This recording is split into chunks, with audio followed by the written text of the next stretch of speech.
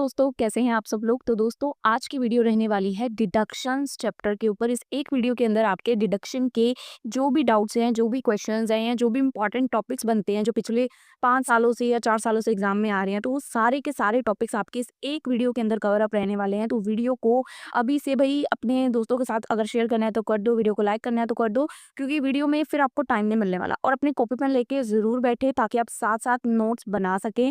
Deduction एक बहुत important chapter है, ठीक है। चलिए डिडक्शन की तरफ चलते हैं कि ये चैप्टर है क्या एक्चुअल में और इस चैप्टर के अंदर हम लोग क्या क्या पढ़ने वाले हैं। सबसे पहले देखिए जो डिडक्शन चैप्टर है हमारा, ठीक है, इसके अंदर काफ़ी इंपॉर्टेंट कंसेप्ट्स रहेंगे, काफ़ी इंपॉर्टेंट सेक्शंस मैं आपको बताऊंगी जो कि बेसिकली एग्जाम में पूछे जाते हैं।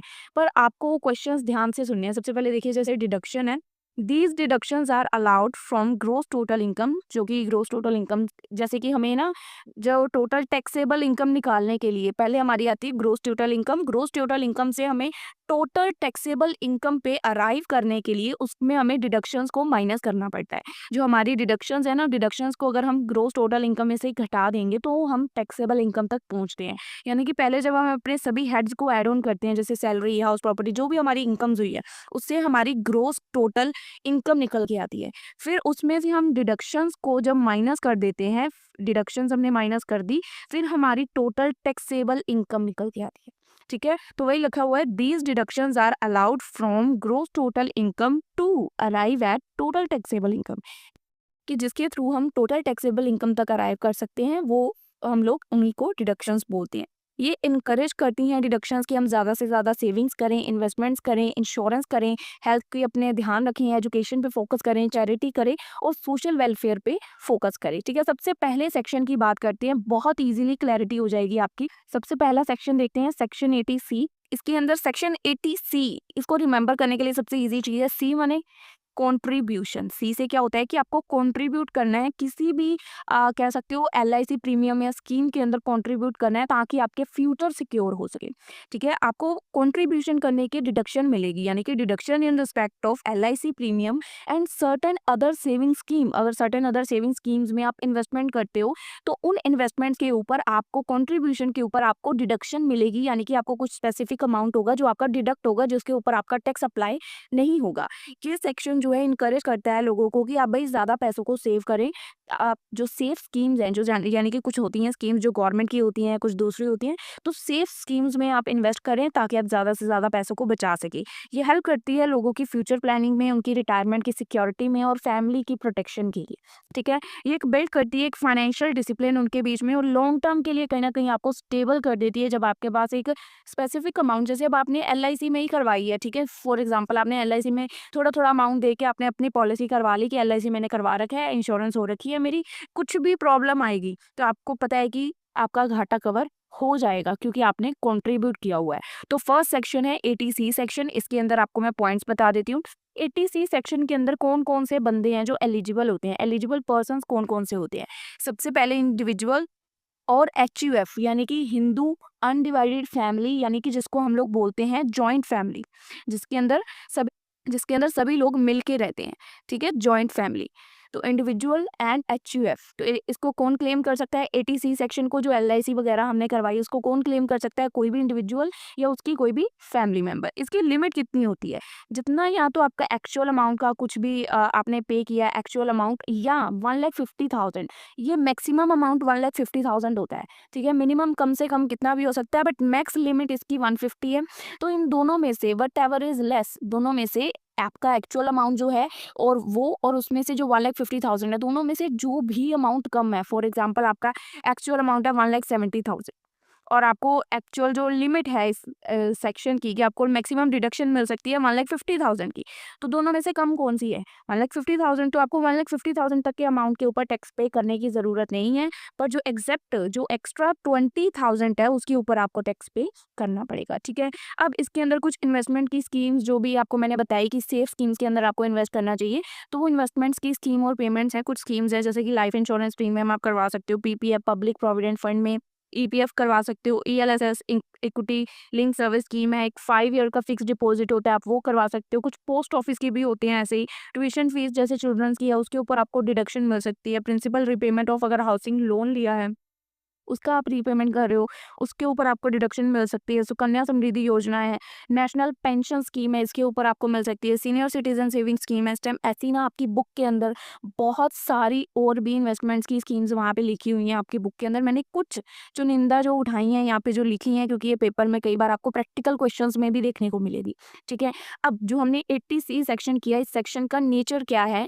इन्वेस्टमेंट बेस्ड डिडक्शन, जो आप इन्वेस्टमेंट करते हो उसके बेस पे आपको डिडक्शंस मिलती हैं। ये आपका बेसिक जो हमने अभी 80C सेक्शन किया, इसकी ये डिडक्शन है। आई होप 80C यानी कि कंट्रीब्यूशन, कंट्रीब्यूट टू LIC वगैरह में आप लोग कंट्रीब्यूट करते हो ताकि आपका फ्यूचर सिक्योर हो। सेकेंड है 80CCC, 80CCC सेक्शन जो है, ये इसका मतलब क्या है? CCC द वर्ल्ड, ये जस्ट शॉर्ट एग्जांपल है ताकि आपको इजीली रिमेंबर है। CCC द वर्ल्ड, आप फ्यूचर में जाके या बुढ़ापे में जाके दुनिया कैसे देख सकते हो? जब आपको फ्यूचर में पेंशन रिसीव होगी, तो जो पेंशन आपको रिसीव होगी तो उसके ऊपर आपको डिडक्शन मिलेगी, deduction in respect of certain pension funds. CCC the world, दुनिया देखने के लिए क्या चाहिए? फ्यूचर में जाके पेंशन चाहिए, तो पेंशन कैसे जो मिलेगी उसके ऊपर आपको डिडक्शन मिलेगी। तो ये सेक्शन लोगों को मोटिवेट करता है रिटायरमेंट के लिए, कि जब आप रिटायर हो जाओगे उसके बाद आपको एक स्पेसिफिक फंड ऑफ पेंशन मिलेगी, तो जो कि आपके फ्यूचर को सिक्योर करती है। ये इंश्योर करती है कि इनकम आफ्टर रिटायरमेंट आपको मिले। ये आपकी जो है आपके ओल्ड एज में आपको लोगों पे डिपेंड होने से बचाती है, कि आपके पास अपना एक फंड होता है। जैसे कि बहुत से अभी भी बुजुर्ग हैं जिनको पेंशन आती है, काफ़ी ह्यूज अमाउंट में आती है, वो छोटा-मोटा अमाउंट नहीं आता। ठीक है, और ये सपोर्ट करती है सोशल सिक्योरिटी सिस्टम को। अब इस सेक्शन को जो 80CCC है यानी कि पेंशन फंड्स हैं, इनको कौन क्लेम कर सकता है? वो इंडिविजुअल जिसने इसकी डिडक्शन कौन क्लेम कर सकता है? जिस इंडिविजुअल को वो पेंशन फंड्स रिसीव हो रहे हैं। ठीक है, पेंशन रिसीव हो रही है तो उसी बंदे को वो इंडिविजुअली इसको क्लेम कर सकता है। इसकी भी लिमिट सेक्शन 80C की तरह एक्चुअल अमाउंट और 1,50,000, मैक्सिमम जो आपको डिडक्शन मिल सकती है 1,50,000 की। फॉर एग्जाम्पल आपको पेंशन आ रही है 50,000 की, ठीक है, और आपकी ये एक्चुअल मैक्स लिमिट है 150,000, तो अब 50,000 तो 150 के अंडर आता है ना, तो 50,000 की आपको पूरे के पूरे अमाउंट की डिडक्शन मिल जाएगी। फॉर एग्जांपल यही अमाउंट अगर 170 का हो जाएगा तो 150 तक की डिडक्शन मिलेगी, 20 का फिर आपको टैक्स पे करना पड़ेगा। ठीक है, इसके अंदर स्कीम आती है LIC या कोई अप्रूव पेंशन का प्लान है जिसमें आपने इन्वेस्टमेंट की है, तो वहाँ से आपको पेमेंट्स आएंगी। इसका नेचर क्या है कि रिटायरमेंट लिंक्ड डिडक्शन, यानी कि रिटायरमेंट के बेसिस पे आपने जो भी पेंशन के फंड्स रिसीव किए हैं उसके बेसिस पे आपको इसके अंदर डिडक्शन मिलेंगी। तो 80CCC यानी कि CCC द वर्ल्ड आपको क्लियर है। नेक्स्ट डिडक्शन की बात करते हैं 80D सेक्शन। 80D ABC चल रही है अभी तक, 80C किया, फिर 80CCC किया, अब करेंगे 80D। D मीन्स डॉक्टर, और डॉक्टर के पास अगर आपको नहीं जाना तो आपको क्या करवानी है? अपनी मेडिकल इंश्योरेंस। अगर आप अपनी मेडिकल इंश्योरेंस करवाते हैं, उसका कुछ भी प्रीमियम पे करते हैं, तो उसके ऊपर भी आपको डिडक्शन मिलेगी। Deduction in respect of mediclaim, medical insurance premium. ये सेक्शन सपोर्ट करते हैं कि आप अपनी हेल्थ इंश्योरेंस करवाएं। ये फैमिलीज को प्रोटेक्ट करता है कि क्योंकि जब हॉस्पिटल में जाते हैं तो बहुत ज़्यादा हाई मेडिकल की कॉस्ट आती है, और ये इंश्योर करते हैं कि आपको financial safety they during the illness. जब आपकी कोई बीमारी आ जाती है, कोई सिचुएशन ऐसी आ जाती है तो आपको पैसों की ज़रूरत पड़ जाती है, तब ये मेडिकल इंश्योरेंस आपकी हेल्प करता है। ये प्रमोट करता है हेल्थ केयर की अवेयरनेस को। इसको कौन क्लेम कर सकता है? मेडिक्लेम की इंश्योरेंस को कोई भी इंडिविजुअल या कोई भी उसका फैमिली मेंबर, जैसे कि जॉइंट फैमिली में होता है। तो इसके अंदर क्या लिमिट होती है? इसकी लिमिट होती है या सेल्फ या फैमिली के लिए, अगर आपने अपनी मेडिकल इंश्योरेंस करवाई है खुद के लिए या फैमिली के लिए, तो 25,000 की इसकी लिमिट होती है। अगर आपने अपने पेरेंट्स के लिए करवाई है तो भी इसकी 25,000 की लिमिट होती है। और अगर किसी सीनियर सिटीजन के लिए आपने मेडिकल इंश्योरेंस करवाई है, जैसे कि आपके घर में 2 सीनियर सिटीजन है, तो ईच सीनियर सिटीजन की 50,000 की मेडिकल इंश्योरेंस की आपको डिडक्शन मिलती है। यानी कि 50,000 की अगर आपको मेडिकल इंश्योरेंस वालों ने पेमेंट की 50,000 की, तो 50,000 के ऊपर आपको डिडक्शन मिलेगी। बट अगर मेडिकल इंश्योरेंस वालों ने 1,00,000 रुपए आपको पे किया, तो 1,00,000 के ऊपर आपको डिडक्शन नहीं मिलेगी, आपको सिर्फ 50 के ऊपर मिलेगी। 50 के ऊपर आपको टैक्स पे करना पड़ेगा। तो ये एक्चुअल अमाउंट्स हैं। ठीक है, अब इसके अंदर कुछ इंक्लूड्स भी हैं, जैसे कि प्रिवेंटिव हेल्थ चेकअप के लिए 5,000 विद इन लिमिट आपको मिलती है, और मेडिकल एक्सपेंडिचर फॉर अनइंश्योर्ड, जैसे कि कोई बंदा है जिसने अपनी इंश्योरेंस नहीं करवाई हुई है, अनइंश्योर्ड सीनियर सिटीजन, उसके भी मेडिकल एक्सपेंडिचर के लिए कुछ इसमें इंक्लूड होता है। तो 80D सेक्शन आपको क्लियर है। डॉक्टर डी से डॉक्टर के पास नहीं जाना तो मेडिकल इंश्योरेंस करवानी है। ठीक है, अब बात करते हैं नेक्स्ट सेक्शन की 80 डबल डी। डबल डी यानी कि डिपेंडेंट डिसेबल, डिपेंडेंट डिसेबल कोई बंदा है, ठीक है, डिपेंडेंट है पर वो डिसेबल है या उसको कोई कह सकते हो हैंडीकैप है समथिंग, तो डिडक्शन इन रिस्पेक्ट ऑफ आप उसको मेंटेन कर रहे हो, maintenance including medical treatment of handicap dependent. याद रखिए ये नॉर्मल बंदों के लिए नहीं है, जो डिसेबल बंदा है और आपके ऊपर डिपेंडेंट है उसके रिलेटेड ये डिडक्शन आपको मिलेगी कि उस डिसेबल बंदे के लिए अगर आप कोई भी खर्चा कर रहे हो, कोई मेडिकल ट्रीटमेंट करवा रहे हो, तो उसके रिलेटेड आपको फिर यहाँ पे डिडक्शन प्रोवाइड की जाएगी। ये सेक्शन हेल्प करता है फैमिलीज को कि भाई आप अपने डिसेबल मेंबर्स की भी अच्छे से केयर कर सकते हो, उनके ऊपर जो भी आप खर्चा करोगे उसके ऊपर आपको डिडक्शन मिलेगी, आपको कोई भी टैक्स पे करने की जरूरत नहीं पड़ेगी। तो ये कहीं ना कहीं फाइनेंशियल बर्डन को रिड्यूस करता है, सपोर्ट करता है डिग्निटी एंड केयर को, और प्रमोट करता है कहीं ना कहीं किसी की भी सोशल रिस्पॉन्सिबिलिटी को। इसको कौन क्लेम कर सकता है, जो ये डिडक्शन है डिपेंडेंट डिसेबल वाली, इसको कोई भी इंडिविजुअल क्लेम कर सकता है या कोई भी उसका फैमिली मेंबर क्लेम कर सकता है। अब इसकी लिमिट क्या है, अगर तो आपको नॉर्मल डिसेबिलिटी है तो इसकी लिमिट है 75,000, मतलब कि आपको 75,000 तक की डिडक्शन मिलेगी। पर अगर आपकी डिसेबिलिटी सिर्फ 40% है, बाकी 60% बॉडी वर्क कर रही है, पर आपको सेवर डिसेबिलिटी है, यानी कि आपकी 80% बॉडी जो कह सकते हैं वो डिसेबल है, यानी कि पूरी की पूरी हैंडीकैप्ड है, 80% आप काम ही नहीं कर सकते, सिर्फ 20% बॉडी चलती है आपकी, तो इस केस में जो आपकी डिडक्शन की अमाउंट है वो बढ़ के 1,25,000 हो जाती है, ठीक है। और ये जो डिडक्शन है ये आपकी फिक्स है कि आपको इतने अमाउंट की मिलेगी ही मिलेगी, ठीक है। तो आपके जितने भी आप खर्चे करते हो डिपेंडेंट डिसेबल के ऊपर, आपको इतनी डिडक्शन तो मिलेगी ही मिलेगी, आपकी डिपेंड करेगी कितनी परसेंट डिसेबिलिटी है, उस बेसिस पे आपको ये डिडक्शन मिलेगी। तो एटीडीडी क्लियर है, ये आगे एक और पॉइंट भी आएगा, उसमें भी डिपेंडेंट डिसेबल वाले पॉइंट्स हैं, ठीक है।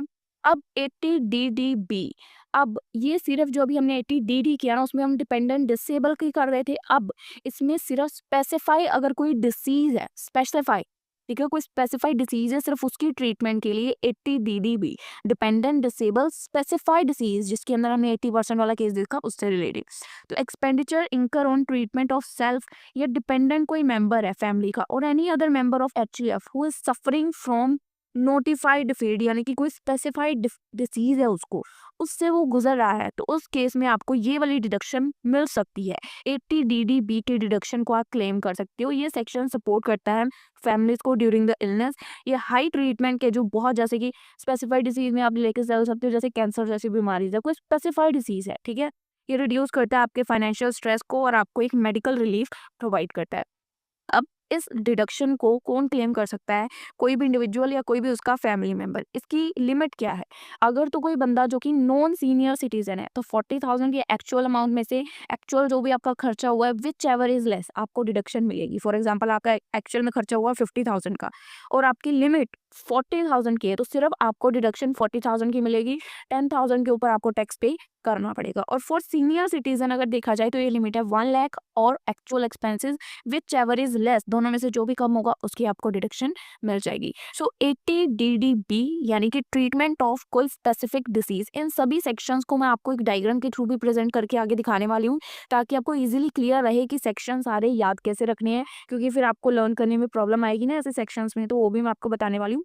नेक्स्ट सेक्शन इसके अंदर ही देख लेते हैं, पहले इसकी जो स्कीम है, ट्रीटमेंट ऑफ स्पेसिफाइड स्कीम के लिए ही ये डिडक्शन आपको मिलती है और इसका नेचर क्या होता है कि आपको मेडिकल रिलीफ प्रोवाइड करना डिडक्शंस के थ्रू, ठीक है। अब अगले सेक्शन की बात करते हैं, section 80E, E means education. Education purpose के लिए आप हायर स्टडीज के लिए कोई लोन लेते हैं और उस लोन के ऊपर अगर आपको कोई इंटरेस्ट रिसीव होता है तो वो इंटरेस्ट तो आपकी इनकम ही होती है, पर उस इंटरेस्ट वाली इनकम के ऊपर आपको डिडक्शन मिल जाएगी अगर आपने वो एजुकेशन पर्पस के लिए लोन लिया, ठीक है।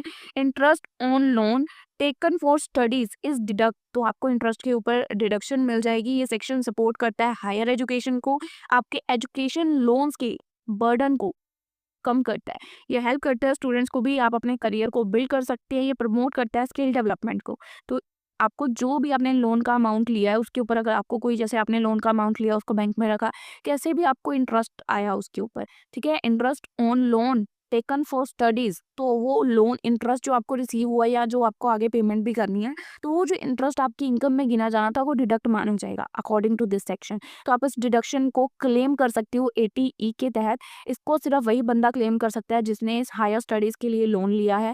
इसकी लिमिट जितना भी आपका इंटरेस्ट है उसका 100% पूरा का पूरा इंटरेस्ट आपका डिडक्ट होगा, पर सिर्फ मैक्सिमम 8 ईयर्स के लिए। उसके बाद आपको लोन की रीपेमेंट तो करनी पड़ेगी। तो विद इन 8 ईयर्स अगर आप वो पेमेंट कर देते हो या वापस कर देते हो तो आपके पास कोई इंटरेस्ट नहीं आ रहा, तो आपको फिर उसके बाद अगर आपका बाय चांस 8 ईयर से ज़्यादा चला जाता है तो 8 ईयर्स के बाद आपको जितना भी इंटरेस्ट रिसीव होगा उसके ऊपर आपको टैक्स पे करना पड़ेगा। नेचर क्या है, ये एजुकेशन लिंक डिडक्शन होती है, यानी कि एजुकेशन से लिंक्ड डिडक्शन आपको मिलती है और इसका पर्पस क्या होता है कि एजुकेशन सेक्टर को ज़्यादा से ज़्यादा प्रमोट किया जाए। इसके बाद बात करते हैं नेक्स्ट सेक्शन की, यानी कि सेक्शन 80G। इसके ऊपर स्पेसिफिक एक अगली वीडियो भी आएगी जिसके अंदर हम लोग 80G के ऊपर एक क्वेश्चन पे वीडियो लाएंगे, ठीक है, क्योंकि ये अलग से भी क्वेश्चन काफ़ी इंपॉर्टेंट बनता है।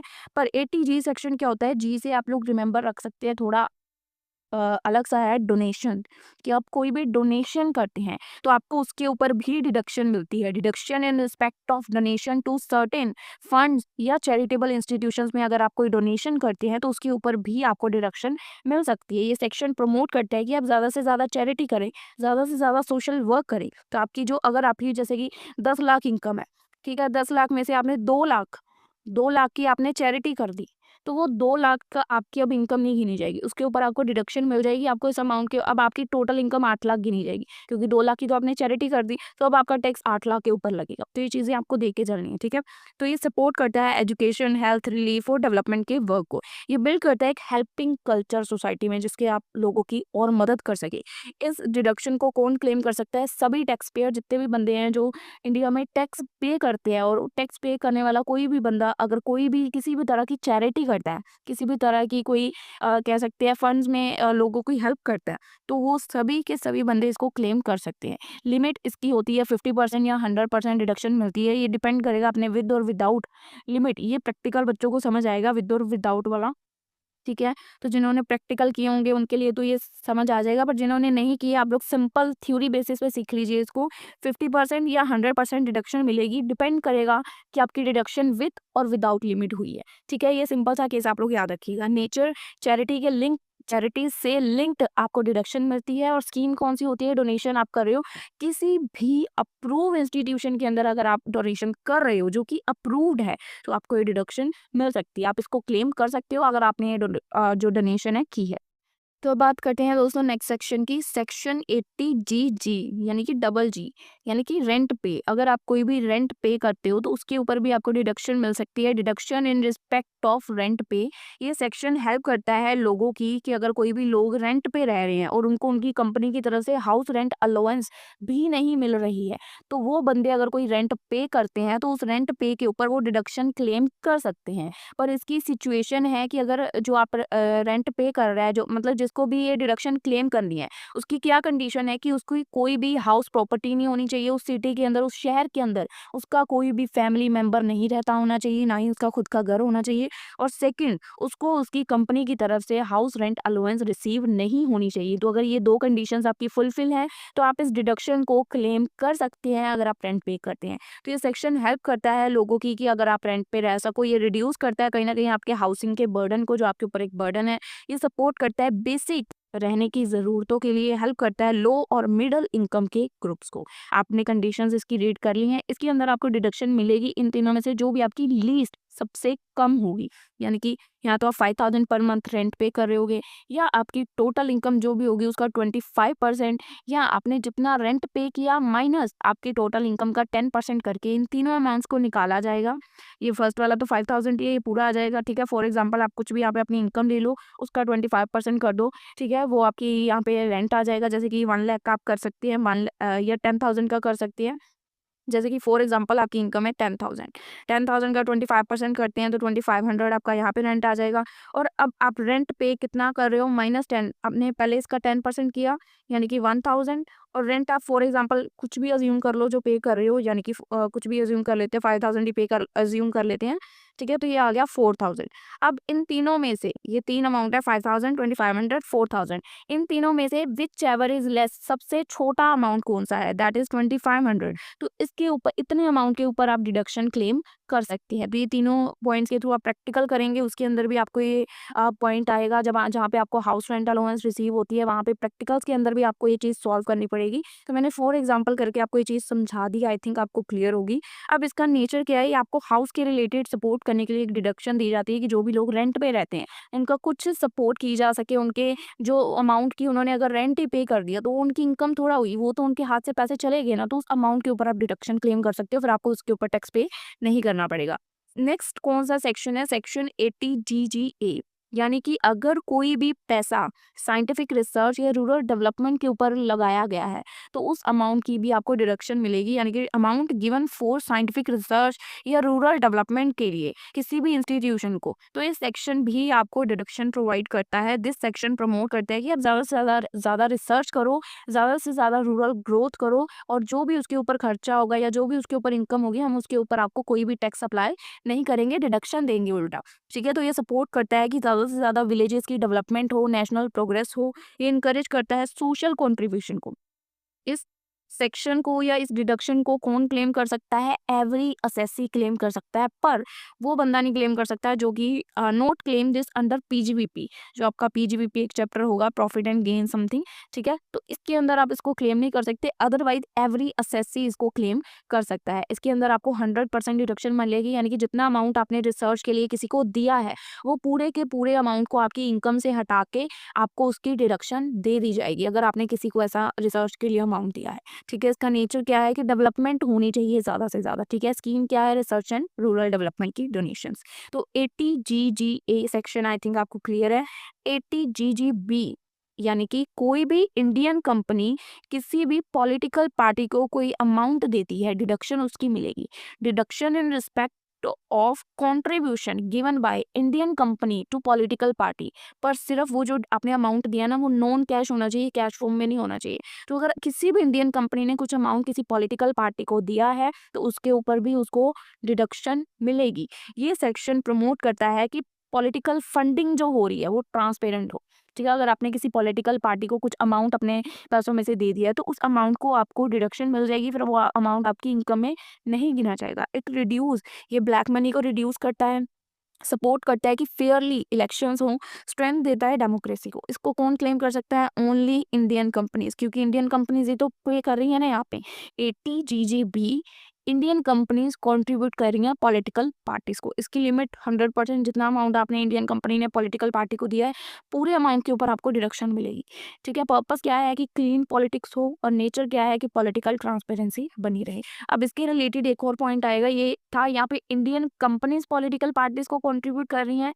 अब यहाँ पे जो नॉर्मल ह्यूमन बीइंग्स हैं या इंडियन कंपनीज को छोड़ के बाकी कोई भी इंसान है वो पॉलिटिकल डोनेशन कर रहा है, अदर्स GGC के अंदर आते हैं। Deduction in respect of contribution given by any person, कोई भी बंदा किसी भी पॉलिटिकल पार्टी को अगर कोई अमाउंट कंट्रीब्यूट कर रहा है, बस वो अमाउंट नॉन कैश होना चाहिए, यानी कि कैश फॉर्म में नहीं होना चाहिए। तो ये सेक्शन उसको सपोर्ट करेगा कि आपको डिडक्शन मिलेगी। ठीक है, वो अमाउंट आपकी इनकम से नहीं गिना जाएगा, उस अमाउंट के ऊपर आपको हम डिडक्शन देंगे। तो ये सेक्शन आपको सपोर्ट करेगा कि आप क्लीन पॉलिटिकल फंडिंग कर सकते हो। फिर से वही पॉइंट्स हैं, इलीगल फंडिंग को रोकेगा और स्ट्रेंथ देगा डेमोक्रेटिक सिस्टम को। इसको कौन क्लेम कर सकता है, कोई भी इंडिविजुअल, कोई भी जॉइंट फैमिली का मेंबर, कोई भी फर्म, कोई भी AOP जिसने भी ये अमाउंट पॉलिटिकल पार्टी को दिया है। ऑल टैक्स पेयर्स, कोई भी हो सकता है। ठीक है, लिमिट पूरा के पूरे अमाउंट की डिडक्शन मिलेगी। इसका भी पर्पस यही है कि पॉलिटिकल ट्रांसपेरेंसी बनी रहे, किसी भी तरह का कोई झोल ना आए।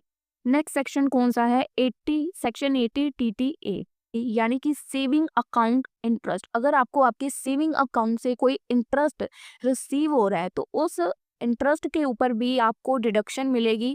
ये आपको, यानी कि आपको अगर इंटरेस्ट रिसीव होता है तो वो आपकी इनकम गिनी जाती है कि आप इस बंदे की इनकम है, पर उस इंटरेस्ट के ऊपर भी आप डिडक्शन क्लेम कर सकते हो। सेक्शन प्रमोट करता है बैंक सेविंग हैबिट्स को कि आप ज़्यादा पैसे सेव करो। ठीक है, इनकरेज करता है फॉर्मल बैंकिंग्स को, सेविंग कल्चर को कहीं ना कहीं बिल्ड करता है, सपोर्ट करता है फाइनेंशियल डिसिप्लिन को। इसको कौन क्लेम कर सकता है, कोई भी इंडिविजुअल या कोई भी family member, except senior citizen को छोड़ के। सीनियर सिटीजन इसको क्लेम नहीं कर सकते। इसकी लिमिट क्या है, क्योंकि ये सेविंग अकाउंट है, सेविंग अकाउंट में सीनियर सिटीजन का तो पेंशन वाला अकाउंट होगा ना, तो सेविंग अकाउंट सीनियर सिटीजन इसको क्लेम नहीं कर सकते। ठीक है, लिमिट जो भी आपका एक्चुअल अमाउंट है या 10,000 इंटरेस्ट अब आपको कितना ही रिसीव होगा, सेविंग अकाउंट में आपको इंटरेस्ट कितना ही रिसीव होगा। तो एक्चुअल अमाउंट आपका 10,000 से मोस्टली कम ही रहता है, जिनके बैंक बैलेंस बहुत ज़्यादा होते हैं उनका इंटरेस्ट ज़्यादा आता है।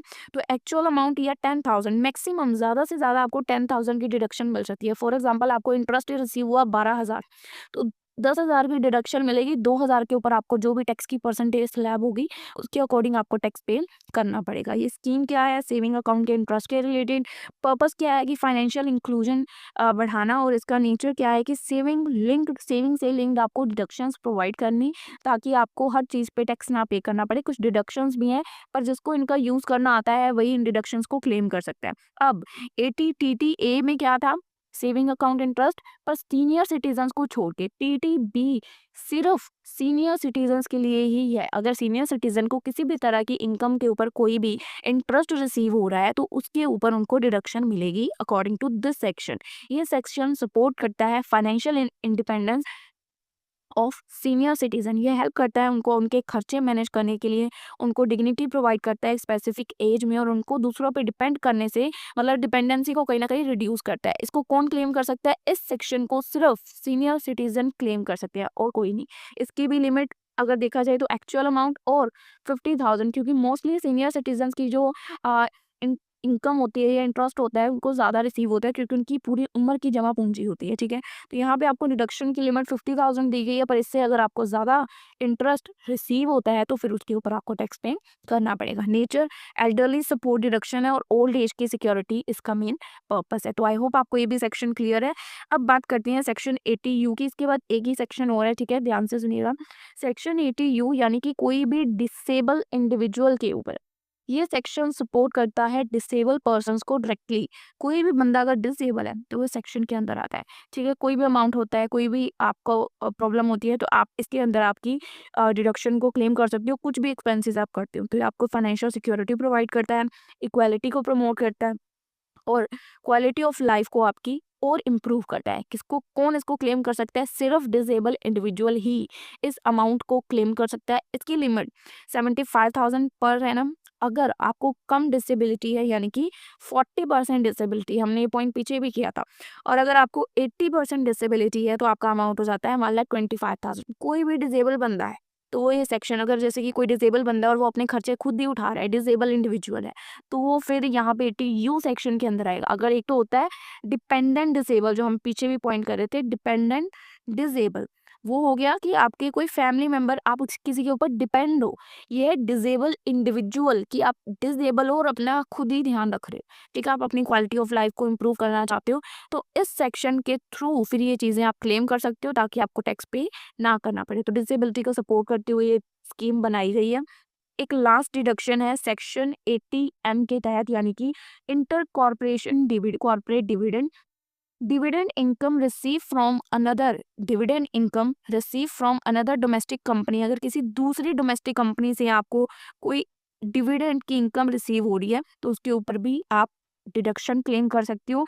ये इनकरेज करता है कॉर्पोरेट इन्वेस्टमेंट्स को। ये सेक्शन प्रिवेंट करता है कि कोई भी रिपीट टैक्स अप्लाई ना हो, क्योंकि ये जो डिविडेंड की इनकम आपको रिसीव हो रही है किसी दूसरी डोमेस्टिक कंपनी से रिसीव हो रही है, वहाँ टैक्स लग के आया फिर आपकी कंपनी में लगा, ऐसा नहीं होना चाहिए। तो रिपीट टैक्सेशन को सेम डिविडेंड इनकम के ऊपर रोकने के लिए इसका मेन मोटो होता है। इसको कौन क्लेम कर सकता है, डोमेस्टिक कंपनीज क्लेम कर सकती हैं, क्योंकि डोमेस्टिक कंपनीज को ये दिया जा रहा है। ठीक है, स्कीम क्या है कि इंटर कॉर्पोरेट यानी कि कंपनीज के अंदर डिविडेंड एक दूसरे को दिया जा रहा है, तो उस डिविडेंड स्कीम के थ्रू ये आपको डिडक्शन मिलती है। ठीक है, और इसका पर्पस क्या होता है कि मल्टीपल टैक्स को अवॉइड करना, क्योंकि अब जैसे एक ही कह सकते हो मेन कंपनी है, उसके अंदर छोटी छोटी 2-3 कंपनीज है। अब डिविडेंड एक दूसरी कंपनी के अंदर जा रहा है, यहाँ पे उसको टैक्स लग गया, तो इसका मेन काम है कि यहाँ पे दोबारा उसके ऊपर टैक्स अप्लाई ना हो, यहाँ पे उसको टैक्स से बचाना, प्रिवेंट करना। ठीक है, तो ये मेन है कि डबल टैक्सेशन ना हो जाए। तो ये सेक्शन आई थिंक आपको क्लियर है। इंटर कॉर्पोरेट डिविडेंड यानी कि एक दूसरे को जब हम डिविडेंड देते हैं तो उसके अंदर दोबारा टैक्स अप्लाई ना हो जाए। अब देखते हैं डायग्राम की हेल्प से सभी डिडक्शंस को एक बार क्लियरली मैं आपको दिखाती हूँ, और फिर मैं इनमें से आपको सेक्शन बताने वाली हूँ कौन कौन से सेक्शंस आपको एग्जाम में आ रखे हैं। सबसे पहले देखिए डिडक्शंस का section 80C, contribute to the LIC। Section CCC the world through the pension world. 80D doctor पास नहीं जाना तो मेडिकल इंश्योरेंस करवानी है। डबल डी, कोई डिपेंडेंट डिसेबल बंदा है तो उसके कोई भी खर्चे हैं उसके ऊपर आपको डिडक्शन मिलेगी। DDB, कोई स्पेसिफाइड डिसीज हुई है उसकी आपको ट्रीटमेंट करवानी है तो आपको इसकी भी डिडक्शन यहाँ पे मिलेगी। 80E, एजुकेशन पर्पस के लिए कोई लोन लिया है उसके ऊपर आपको कोई इंटरेस्ट रिसीव हो रहा है तो उसकी डिडक्शन आपको यहाँ पे मिलेगी। 80G, आप ABC देखिए, C, C, D, आपको ABC आती है ना, D, D, D, D, B, E, ठीक है, ABC चल रही है पूरी। 80G, कोई भी आपने डोनेशन की है तो वो डोनेशन का अमाउंट आपकी टोटल इनकम से एग्जाम्प्ट होगा, आपको उसके ऊपर डिडक्शन मिलेगी। डबल G, आपने कोई रेंट पे किया और उस शहर में आपका अपना कोई घर नहीं है, आपको कोई हाउस रेंट अलाउंस रिसीव नहीं हो रही है और आप रेंट पे कर रहे हो तो आपको रेंट जितना भी अमाउंट पे करोगे उसकी डिडक्शन मिलेगी। 80GA, अगर कोई अमाउंट साइंटिफिक रिसर्च या रूरल डेवलपमेंट के लिए दिया गया है उस अमाउंट के ऊपर आपको डिडक्शन मिलेगी। 80GGB, कोई इंडियन कंपनी ने किसी पॉलिटिकल पार्टी को कोई अमाउंट दिया है ताकि क्लीन पॉलिटिक्स हो सके तो उस अमाउंट की भी आपको डिडक्शन मिलेगी, टैक्स पे करने की कोई ज़रूरत नहीं है। 80GG, पॉलिटिकल पार्टी को कोई अदर पर्सन, ह्यूमन बीइंग कोई डोनेशन दे रहा है उसके ऊपर भी डिडक्शन मिलेगी और पूरी 100% की आपको डोनेशन के ऊपर डिडक्शन मिलेगी।